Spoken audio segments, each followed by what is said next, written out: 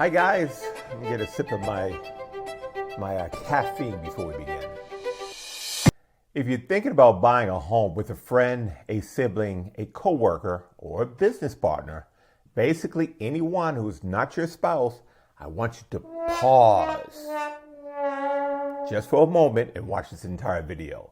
Because buying a home together can be a great financial move, but it can also become one of the most expensive mistakes people make if it's not set up correctly.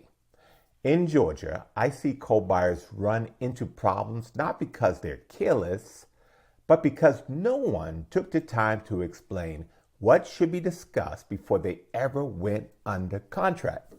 Before we dive in, let me quickly introduce myself. My name is Kevin Fleetwood, and my wife Stephanie and I are Georgia real estate agents. We help people buy and sell homes, land, and commercial properties throughout Georgia. Some of our clients are ready to move in 9 days.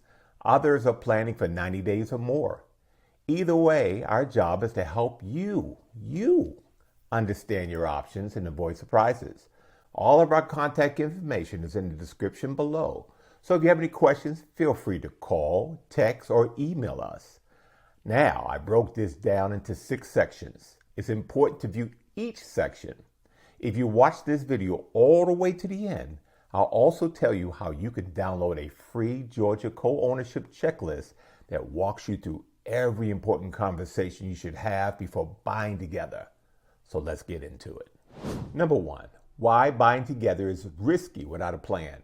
Buying a home together is becoming more common, especially with today's prices, interest rates, limited inventory, and friends are teaming up. Family members are pooling resources, and business partners are buying property together. On the surface, it makes sense, but here's what many people don't realize.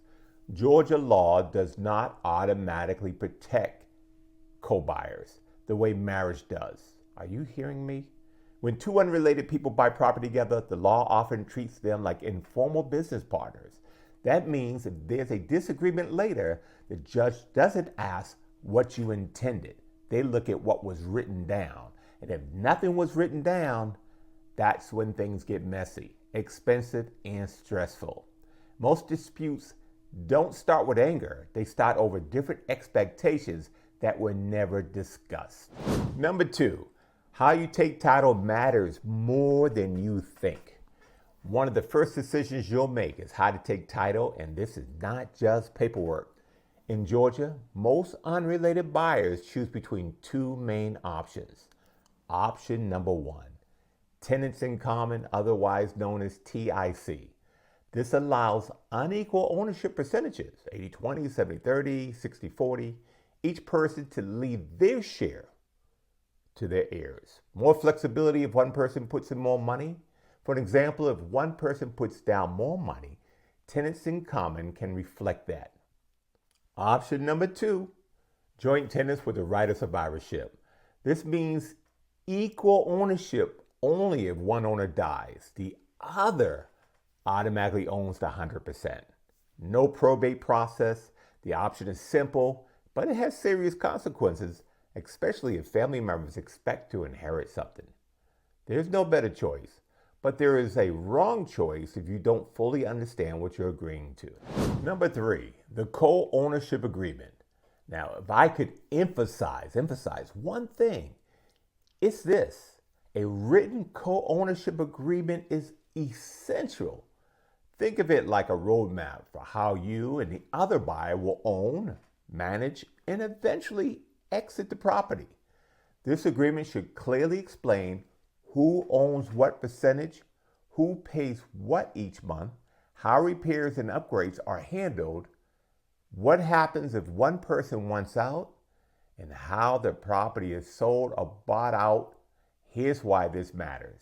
People assume they'll figure it out later, but later is usually when emotions are involved and logic goes out the window. A good agreement protects the friendship, the investment, and your peace of mind. Number 4, what happens if someone wants out? This is one of the most overlooked conversations and one of the most important. Ask yourself, what if a person gets a new job out of state? What if one person gets married? What if One person simply doesn't want to live there anymore. Your agreement should answer, does the other owner get first right to buy? How is the price determined? What if neither person can afford a buyout? Without an exit plan, you can get stuck owning the property with someone indefinitely. Number 5, death, taxes, and credit. These topics aren't fun, but they are critical. If one owner passes away, does their share go to family? Does the other owner automatically inherit? Can the surviving owner afford the home alone? On the tax side, the IRS only allows deductions for what you actually pay. Clean records matter, and when it comes to credit, if both names are on the mortgage, both credit scores are tied together. One missed payment affects both people. Understanding these realities ahead of time prevents painful surprises later. Number 6, why most problems start before closing. Here's the truth. Most co-ownership problems are locked in before closing day. People rush. They avoid hard conversations. They assume things will work out. Preparation is what makes the difference. If you're thinking about buying a home with someone else in Georgia, don't guess, get prepared. I've created a free Georgia co-ownership checklist that walks you through every conversation and every decision you should make before going under contract. Click the link in the description to download it for free. And if you're looking to buy or sell a home, land, or commercial property anywhere in Georgia, whether you're moving in 9 days or 90 days, my wife Stephanie and I would love to help. Our contact information is below. Give us a call, text, or email. And thank you for watching. And we'll see you in the next video.